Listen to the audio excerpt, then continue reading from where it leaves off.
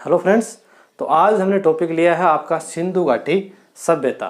महाजनपद पढ़ लिया हमने, अब पढ़ते हैं सिंधु घाटी सभ्यता। तो देखो, सिंधु घाटी सभ्यता पढ़ने से पहले हम पढ़ते हैं पुरातत्व विभाग के बारे में। तो जो भारतीय पुरातत्व विभाग है, भारतीय पुरातत्व विभाग, उसकी नींव रखी गई आपके वायसरॉय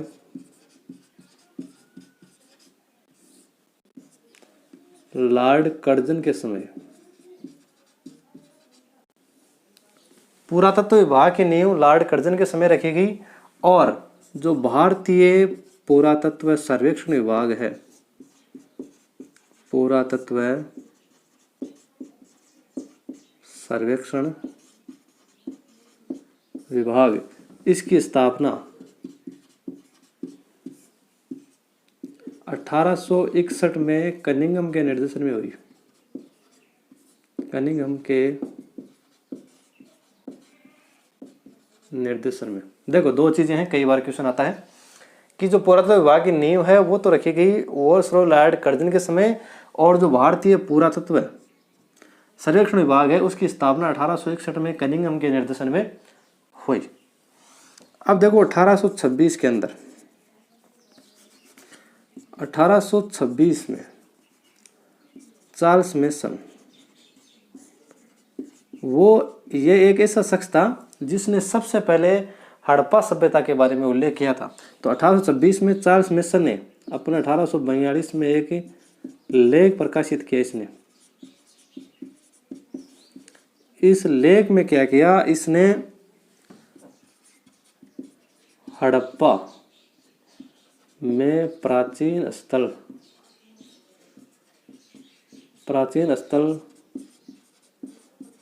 होने का क्या किया,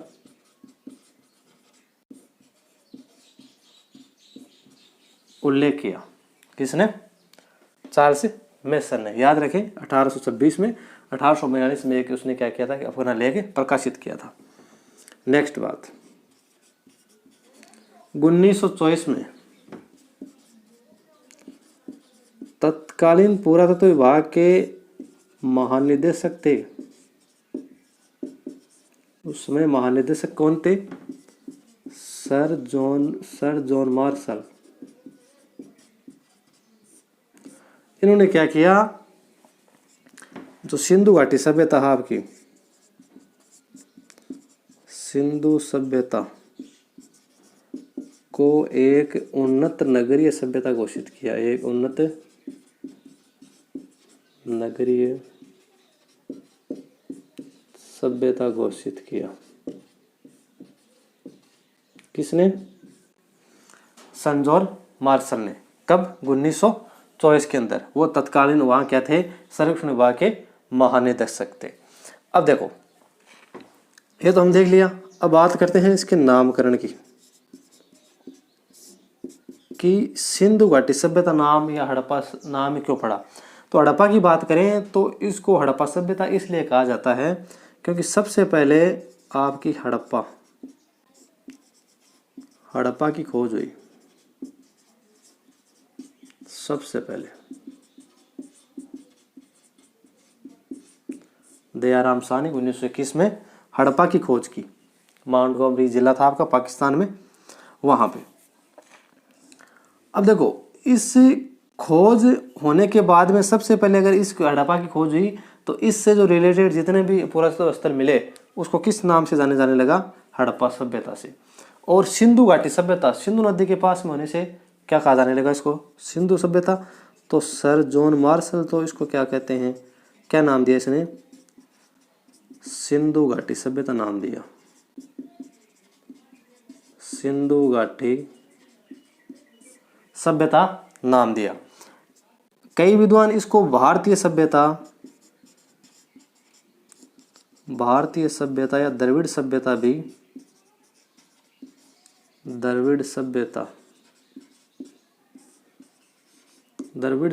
के नाम का भी क्या करते हैं? प्रयोग करते हैं। द्रविड़ सभ्यता के नाम का भी क्या करते हैं? प्रयोग करते हैं। कई विद्वान हैं वो करते हैं आपके सिंधु सिंधु सरस्वती भारतीय सभ्यता, प्राचीन जो सरस्वती नदी थी उसके किनारे स्थित होने के कारण क्या है, सिंधु सरस्वती भारतीय नदी, भारतीय सभ्यता। एक चीज और यहां देख लो, एक था इसमें सबसे पहले नगरों का उदय हुआ, सबसे पहले नगरों का उदय, इसलिए इसे प्रथम नगरीय क्रांति भी कहते हैं, नगरीय क्रांति भी कहते हैं। सबसे पहले नगरों का क्या हुआ, उदय हुआ, इसलिए इसे प्रथम नगरीय क्रांति भी कहा जाता है। इतना हमने समझा। अब देखते हैं इसके आगे क्या हुआ। आगे देखते हैं इसका जो आपका कार्बन विधि है, रेडियो कार्बन विधि, उसके तहत इसका कालक्रम क्या रहा, या जो एनसीईआरटी क्या कहती है आपकी वो, और सिंधु घाटी सभ्यता का विस्तार क्या है। तो देखो, अब देखो सिंधु घाटी का विस्तार, सीधा विस्तार देखो आप, विस्तार। उत्तर की बात करें तो उत्तर में आपका है मांडा, कश्मीर में स्थित है, चिनाब नदी के तट पर। चिनाब नदी की ध्यान रखना, क्वेश्चन कई बार आता है कि कौन सी नदी थी, उसके बारे में जरूर क्वेश्चन पूछा जाता है। दक्षिण में आपका है देमाबाद, जो आपका महाराष्ट्र में है, परवरा नदी के तट पर, परवरा नदी तट पर। पूर्व की बात करें तो पूर्व में आपका आलमगीरपुर है, आलमगीरपुर। मेरठ उत्तर प्रदेश, आपकी हिंडन नदी। नदियों का और स्थानों का खास तौर से ध्यान रखें। और पश्चिम में आपका है सूतकागेडोर, जो आपका बलूचिस्तान में है, पाकिस्तान सेक्टर बलूचिस्तान में आपका क्या है, सूतकागेडोर है। और ये दास्क नदी के किनारे, दास्क नदी, परवरा नदी, आलमगीरपुर हिंडन नदी, और मांडा है चिनाब नदी के। ये क्या है, इसका विस्तार है। अगर इस पूर्व से पश्चिम की बात करें, पूर्व से पश्चिम, तो 1600 किलोमीटर का ये क्या है, दूरी है। और उत्तर से अगर दक्षिण की बात करें तो 1100 किलोमीटर क्या आपकी दूरी है।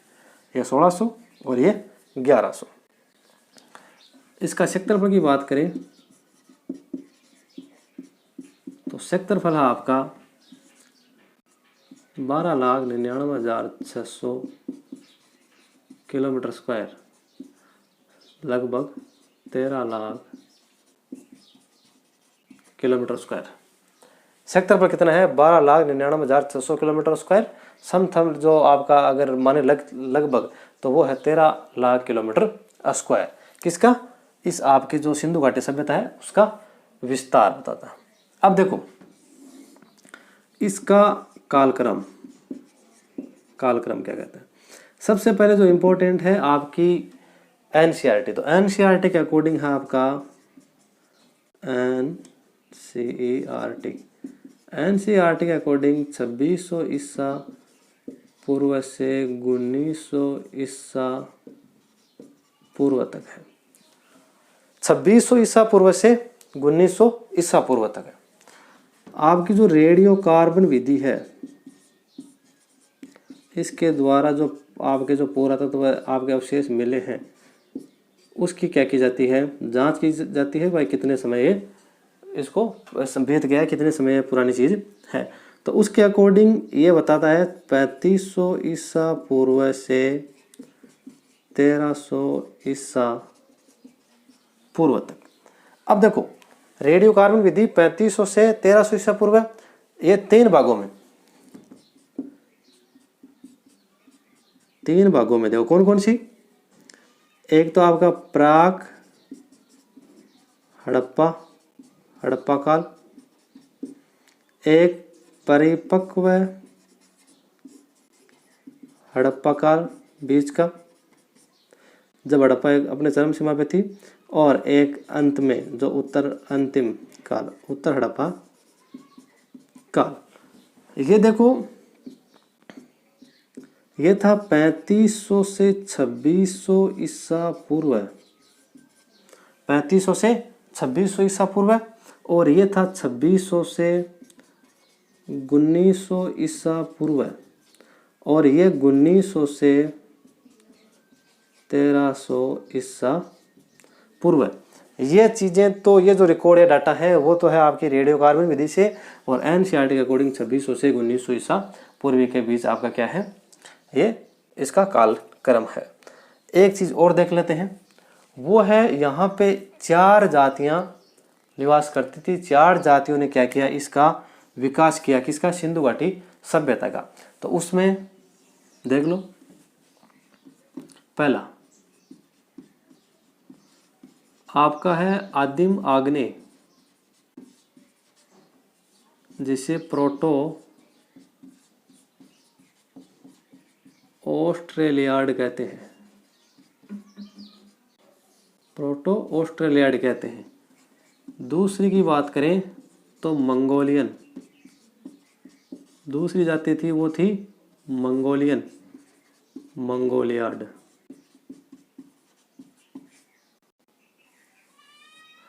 और तीसरी जाति थी भूमध्य सागरीय, भूमध्य सागरीय जाति भी यहाँ पे इस अब सिंधु घाटी सभ्यता है उसका विकास किया, और सबसे ज़्यादा यही लोग थे, सबसे ज़्यादा इस सिंधु घाटी में कौन थे, वो मध्य सागरीय लोग थे। चौथी की बात करें तो वो थी अल्पाइन, ये 4 थी। इन 4 जातियों ने क्या किया, विकास किया। ये इसका क्षेत्रफल था, ये इसका कालक्रम था, और ये इसका सिंधु घाटी सभ्यता का क्या था, विस्तार था। ये चीज़ हमने समझ ली। अब देखो, ये जो आपकी सिंधु घाटी सभ्यता है, ये आपकी जो मिस्र की मेसोपोटामिया है, कौन सी, मिस्र की मेसोपोटामिया, मेसोपोटामिया के क्या थी, समकालीन। ये जो हड़प्पा सभ्यता थी वो इसके क्या थी, मिस्र के मेसोपोटामिया की जो सभ्यता थी उसके क्या थी, वो समकालीन थी। और जो आपकी नगर नियोजन है, और कौन कौन सी, देखो नगर नियोजन और आपकी जो जल निकासी है, जल निकासी व्यवस्था, उसके लिए क्या थी, अच्छी या समृद्ध थी। किसके लिए, नगर नियोजन और जल निकासी व्यवस्था के लिए। और ये ताम्र पाषाणी की जो पृष्ठभूमि है उसमें इसका विकास हुआ, और मिस्र की जो मेसोपोटामिया है उसके क्या थी, वो समकालीन थी। कई बार इससे ज़्यादातर आपके क्वेश्चन बनते हैं वो इसी मैटर से बनते हैं। फिर आपके जो क्वेश्चन आते हैं वो आते हैं आपकी जो अवशेष हैं उनसे, और एक आते हैं आपकी खोज किसने की और कब की, तो वो भी देखते हैं। चलो अब देखते हैं आपका सबसे पहले हड़प्पा।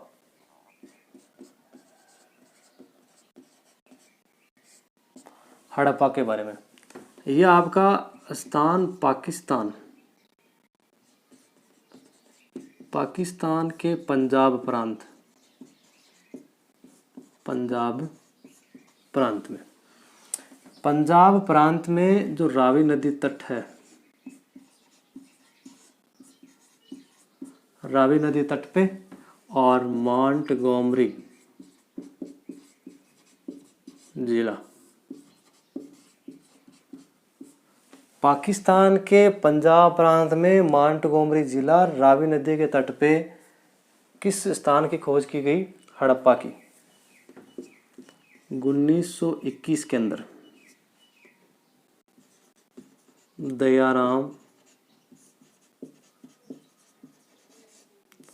शाहनी ने की। फिर 1926 में माधव स्वरूप वत्स ने की और 1946 में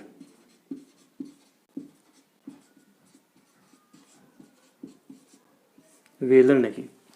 3 बार उत्खनन हुआ। 1921 में दयाराम साहनी, 26 में माधव स्वरूप वत्स और 46 में व्हीलर ने क्या कि यहाँ पे उत्खनन करवाया या किया, उनके निर्देशन में उत्खनन हुआ। अब देखो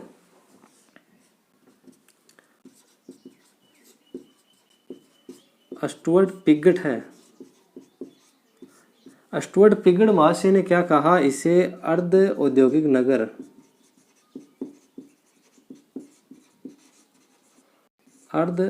नगर कहा। और जो आपका हड़प्पा है, हड़प्पा प्लस कालीबंगा को स्टुअर्ट पिगट महोदय ने हड़प्पा और काली जो बंगा है उसको विस्तृत साम्राज्य की जुड़वा राजधानी कहा।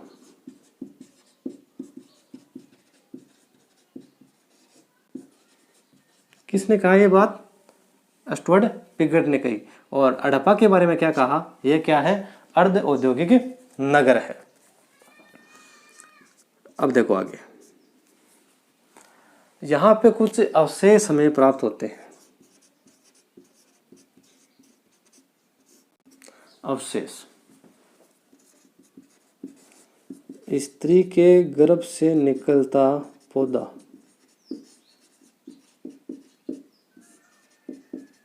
इसकी प्रतिमा,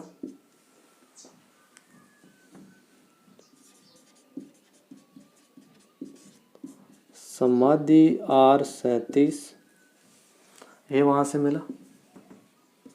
और स्त्री के गर्भ से निकलता पौधा, समाधि R37 और जो प्यासा कोवा है और चालाक लोमड़ी,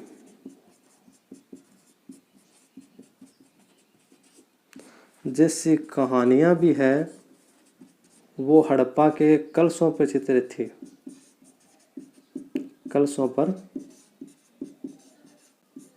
चित्रित मिली। मिट्टी के एक पट्टी पर, मिट्टी की पट्टी पर यज्ञ का चित्र मिला। मिट्टी की पट्टी थी, उसके ऊपर यज्ञ का क्या मिला, चित्र मिला। चालाक लोमड़ी की कहानियां मिली। समाधि R37, स्त्री के गर्भ से निकलता हुआ पौधा, ये क्या थे उसके महत्वपूर्ण अवशेष।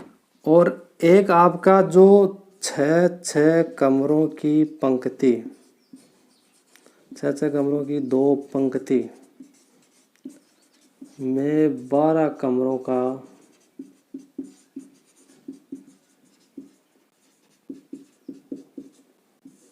छह मकानों की 2 पंक्ति में 12 कक्ष कमरों का क्या मिला, एक अन्नागार भी मिला।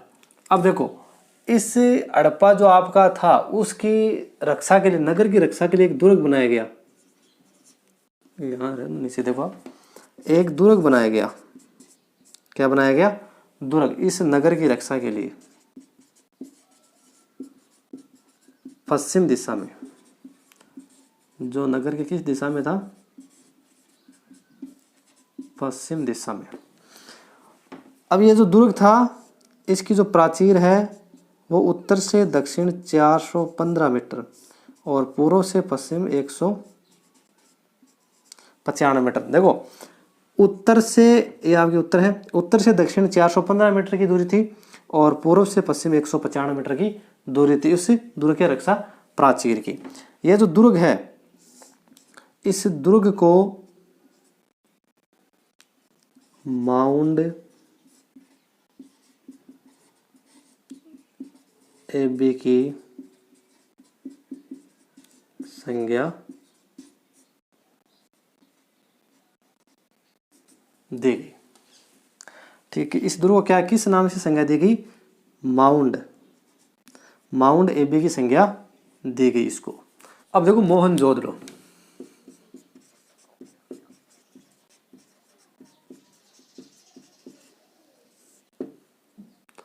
शाब्दिक अर्थ है इसका मृतकों का टीला।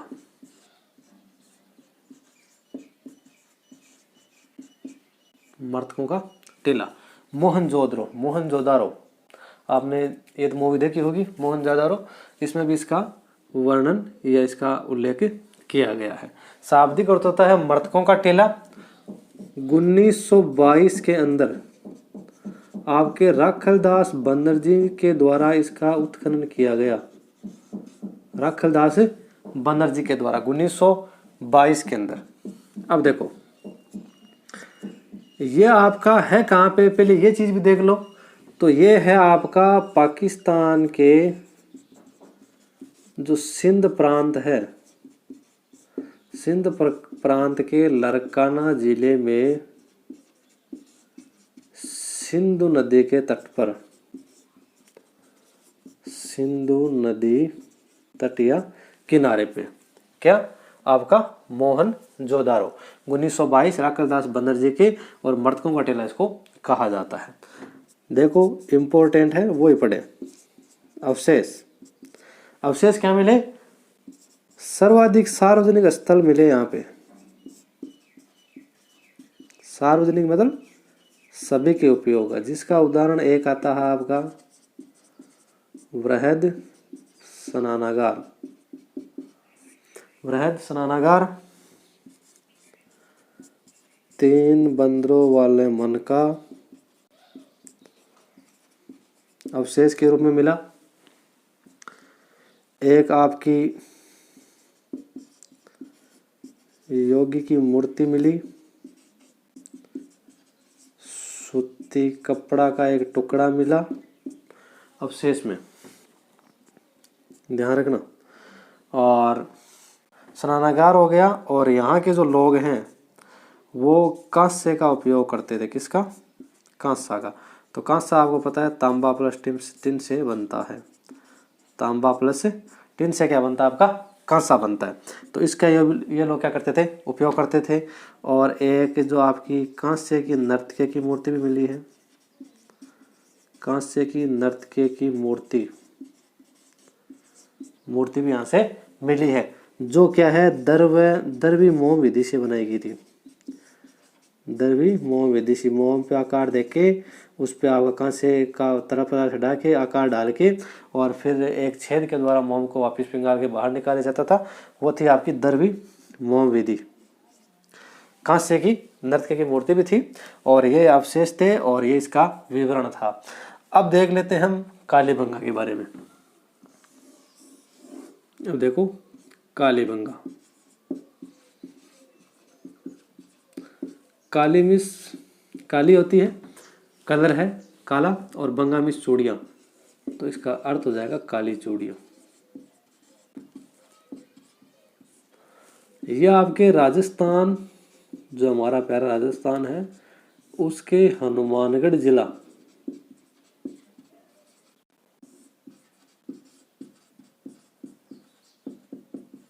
हनुमानगढ़ जिले में घग्गर नदी के तट पर कालीबंगा का उत्खनन 1953 में अमलानंद घोष के द्वारा उत्खनन कराया गया। और 1961 से 1969 के बीच आपके बीवी लाल और बीके थापर, बीवी लाल और बीके थापर के निर्देशन में क्या किया, उत्खनन किया गया 1961 से लेकर 1969 के बीच। और 1953 में अमलानंद घोष के द्वारा। अब इसमें इंपॉर्टेंट है अवशेष। तो अवशेष देखो, इसमें एक तो मिले आपके ईंटों के साक्ष्य,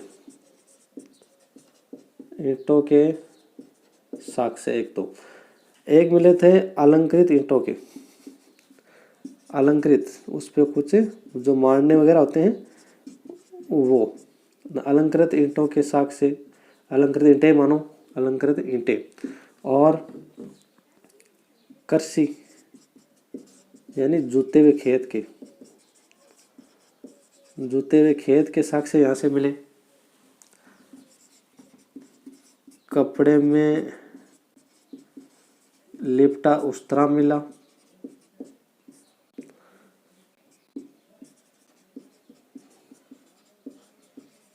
घरों में कुएं मिले।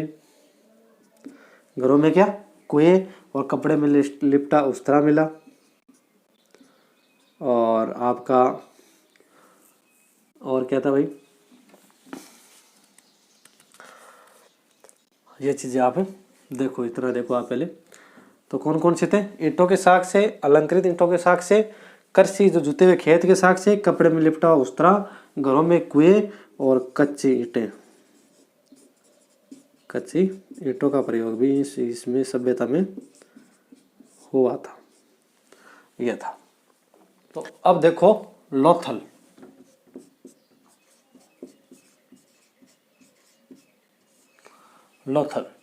लोथल आपका गुजरात अहमदाबाद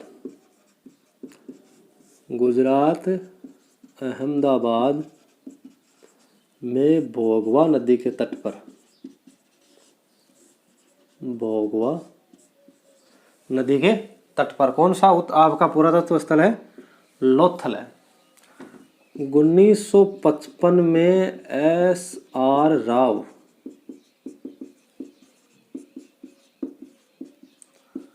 जिसे रंगनाथ राव ने क्या की इसकी खोज? 1957 में SR रंगनाथ राव ने क्या किया? इसका उत्खनन किया। SR राव ने 1957 के अंदर। 55 में खोज हुई। भोगवा नदी के किनारे है, गुजरात अहमदाबाद में लोथल आपका पुरातत्व स्थल। पहले देखो ये क्या था? एक बंदरगाह, एक आपका तो तटीय इलाका था, उस पर स्थित था, और ये प्रमुख बंदरगाह था। एक प्रमुख बंदरगाह। अगर आप बंदरगाह की बात आए कि पुरातत्व स्थल में, तो आपका कौन सा जाएगा? लोथल आ जाएगा। पश्चिमी एशिया से व्यापार के लिए संपर्क इसी बंदरगाह से होता था। भाई जो पश्चिमी एशिया है उसमें आपका व्यापार करने के लिए ये इसी बंदरगाह है, उसके माध्यम से व्यापार किया जाता था। अब देखो इसके अवशेष। जो मेसोपोटामिया है, मेसोपोटामिया की बेलनाकार मोहरें यहाँ से प्राप्त हुई है। बेलनाकार मोहरें, युगम समाधियां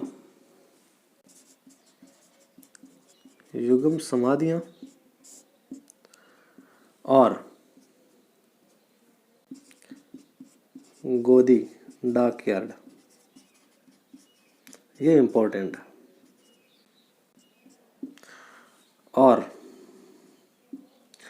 बेलनाकार मोहरें हो गई, युगम समाधियां हो गई, गोदी डाकयार्ड हो गई। ये तो क्या है? प्रमुख है, इसकी प्रमुख है। एक आपका यहाँ पे जो मन के हैं वो भी प्राप्त हुए हैं। ये थी आपकी लोथल की। बात कर लेते हैं हम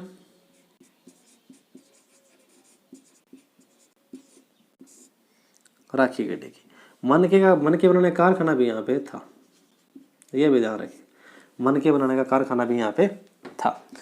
राखी गड्ढी हिसार हरियाणा,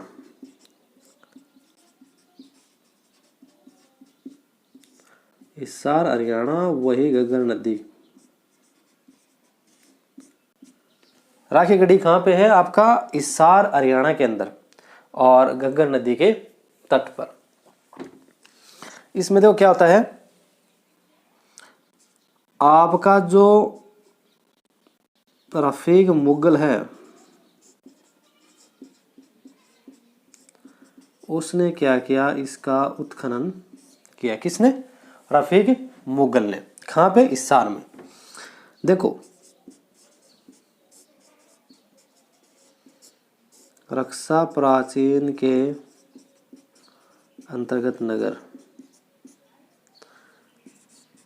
एक रक्षा प्राचीर के अंतर्गत क्या था, ये नगर हुआ करता था। कहाँ पे, राखी गढ़ी में। और यहाँ पे अन्नागार व रक्षा प्राचीर के क्या मिले हैं, साक्ष्य मिले हैं। और एक बात और थी, मई 2012 में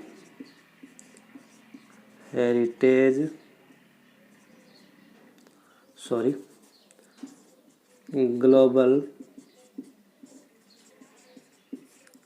हेरिटेज फंड ने 10 जो विश्व के जो एशिया के 10 ऐसे पुरातात्विक स्थल थे जो नष्ट होने के कगार पे है, उसमें किसको शामिल कर दिया, आपके राखी गढ़ी को। किसने, ग्लोबल हेरिटेज फंड ने मई 2012 में जो 10 जो खतरे में थे, खतरे में जो स्थल थे,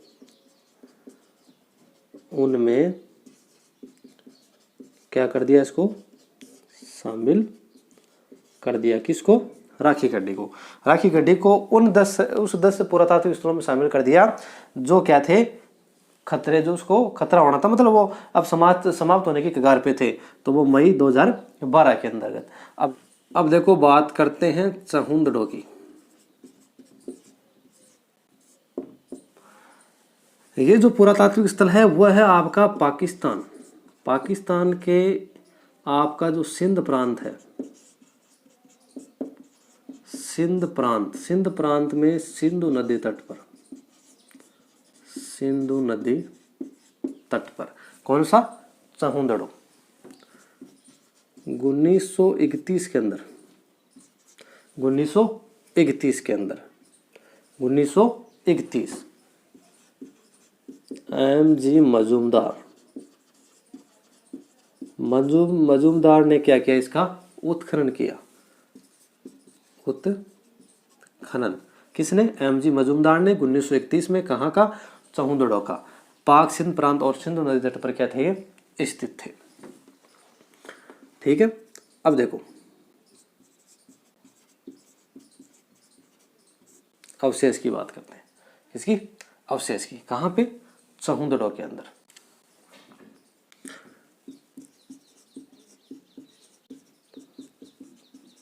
जोकर जाकर संस्कृति के क्या मिले हैं, यहाँ पे संस्कृति के अवशेष मिले हैं। जोकर जाकर संस्कृति के क्या मिले हैं, अवशेष मिले हैं। और एकमात्र ऐसा स्थान है जहाँ पे वक्राकार ईंटें प्राप्त हुई। कैसी, वक्राकार ईंटें। जोकर जाकर संस्कृति के अवशेष मिले हैं। और एकमात्र स्थान जहाँ दुर्ग नहीं था, जहाँ क्या नहीं था, दुर्ग नहीं था। चलो ये तो हो गया। नेक्स्ट के अंदर आता है आपका बनवाली। वो आपका इस्सार, हरियाणा। प्राचीन सरस्वती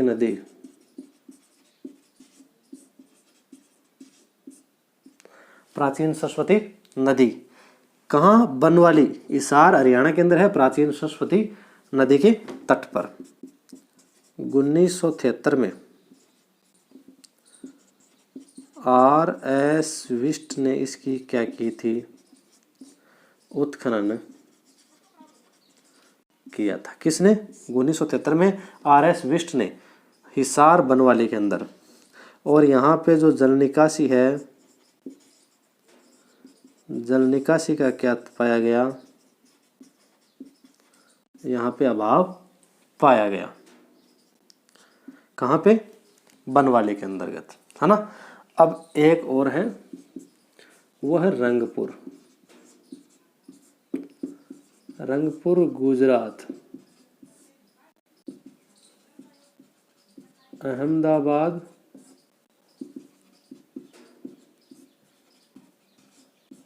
मादर नदी के तट पर। 1931 के अंदर आपके थे माधव स्वरूप वत्स ने क्या करवाया, उत्खनन करवाया।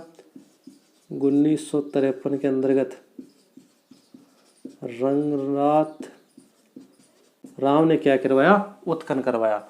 रंगपुर मादर नदी गुजरात 1931 में माधव स्वरूप वत्स ने उत्खनन करवाया और 1953 में रंगनाथ राव ने क्या करवाया, उत्खनन, उसके निर्देशन में उत्खनन करवाया। और यहाँ पे अवशेष की बात करें, जो धान है, चावल,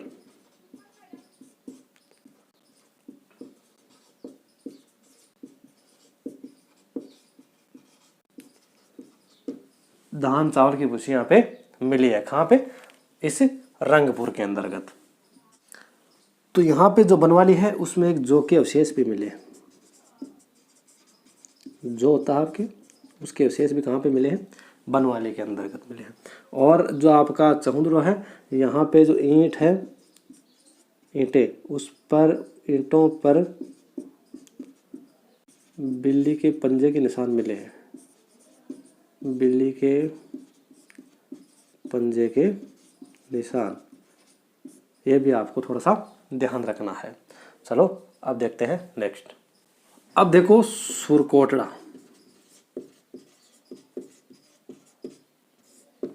सुरकोटड़ा यह आपका कच्छ गुजरात के अंदर स्थित है। कच्छ गुजरात में क्या, सुरकोटड़ा। इसका 1964 के अंदर जगपति जोशी ने क्या किया, इसका उत्खनन किया। किसने, जगपति जोशी ने 1964 में सुरकोटड़ा का। यह बात आप ध्यान रखें। और घोड़े की अस्थियां यहाँ पे अवशेष के रूप में मिली हैं। घोड़े की अस्थियां, अवशेष की बात करें तो यहाँ पे मिली हैं घोड़े की अस्थियां, सुरकोटड़ा गुजरात के अंदर। 1964 जगपति जोशी ने क्या करवाया, यहाँ पे उत्खनन करवाया। नेक्स्ट देख लो, धोलावीरा। ये भी आपका गुजरात के अंदर है। 1990 से 91 RS विस्ट। देखो जो इम्पोर्टेंट है वो आपको बताया जा रहा है, जो टॉपिक पॉइंट टू पॉइंट है वही चीज़ें आप ध्यान रखें, ज़्यादा डीप ले जाने की वो इसमें ज़रूरी नहीं है। तो 1990 से 91 के बीच में SR विस्ट ने क्या किया, इसका उत्खनन किया। और इस धौलावीरा से आपका जो वो आपका राखी गढ़ी पड़ा था वो इससे बड़ा था। तो 90-91 के अंदर क्या हुआ, इसका उत्खनन किया गया। एक चीज़ और थी, वो है आपकी धौलावीरा पढ़ लिया, सुरकोटड़ा आ गया। अब देखो आप रोपड़,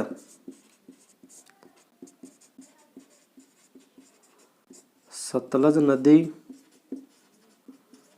पंजाब 1953 यज्ञदत्त शर्मा।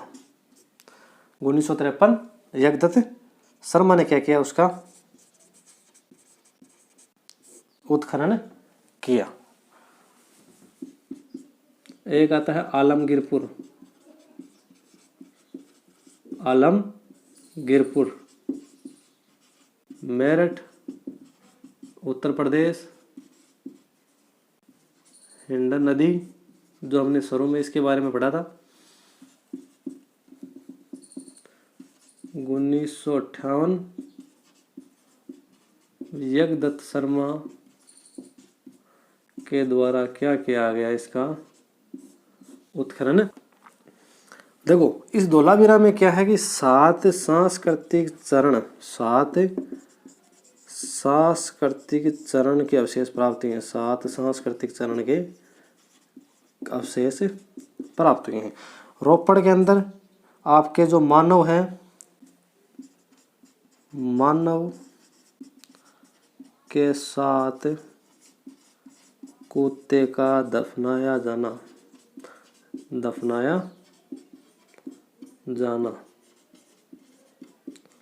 अवशेष प्राप्त हुआ। कहाँ पे? रोपड़ में। मानव के साथ कुत्ते का दफनाया जाना आपका मिलता है रोपड़। रोपड़ कहाँ पे आपका? सतलज नदी, पंजाब। और 1953 में यज्ञदत्त शर्मा के द्वारा क्या किया गया? इसका उत्खनन करवाया गया। और यहाँ पे पांच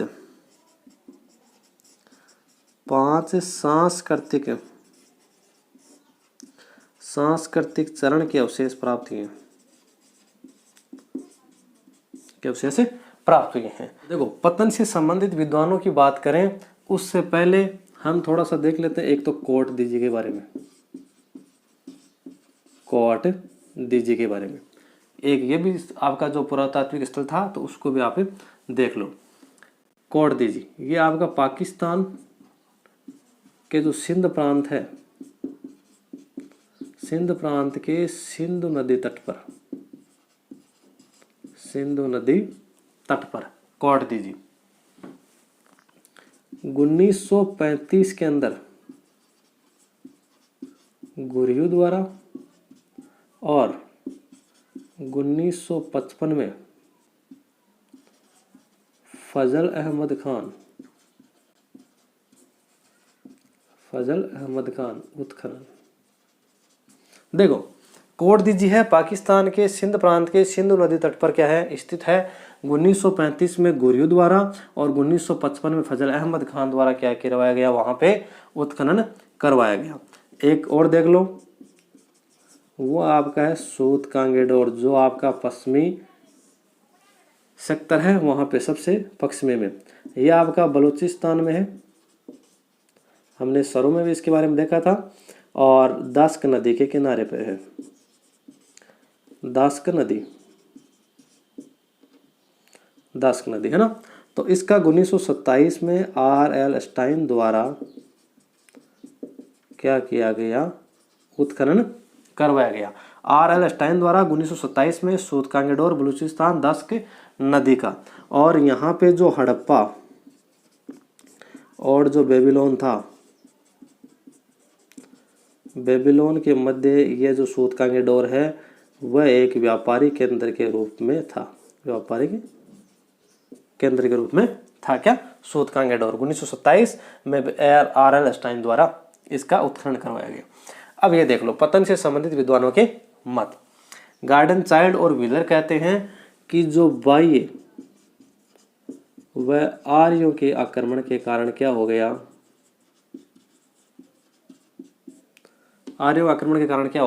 इसका पतन हो गया। किसका? सिंधु घाटी सभ्यता या हड़प्पा सभ्यता का। अर्नेस्ट मेके, एस.आर. राव और जॉन मार्शल कहते हैं कि बाढ़ के कारण क्या हो गया? इस हड़प्पा या सिंधु घाटी सभ्यता का पतन हो गया। ओरल स्टेन, अमलानंद घोष कहते हैं कि जलवायु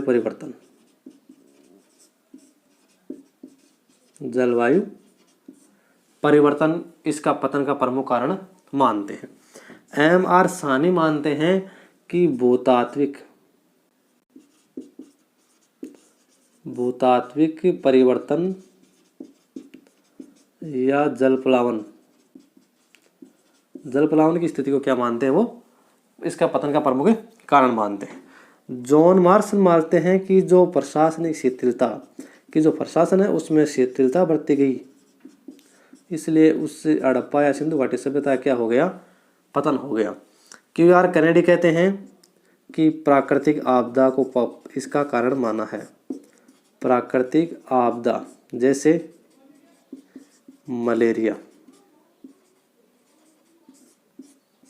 प्राकृतिक आपदा, ये थे पतन से संबंधित विद्वानों के मत। इसमें से ये वेरी इंपॉर्टेंट है, कई बार क्या ज़्यादातर इससे क्वेश्चन जरूर आपकी एग्जाम में टच होता है।